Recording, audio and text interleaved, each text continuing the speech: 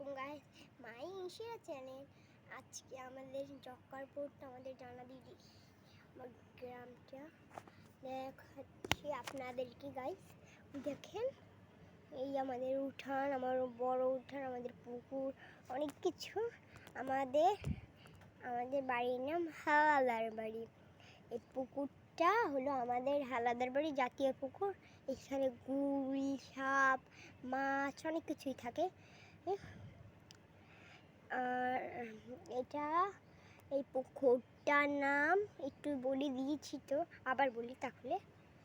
এই পুকুরটার নাম হলো জক্কার পুকুর।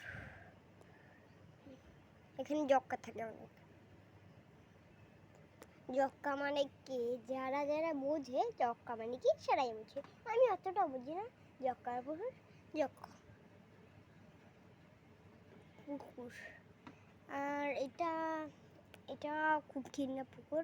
মাসে হাবি জাবি কুচু হালায়, ওই যে মুরগি ওখানে, সেই মোরগটা এখানে সারা দিন ঘোরা করে। এখন আমার ভিডিও এই পর্যন্তই ছিল। Tata guys, I love you guys.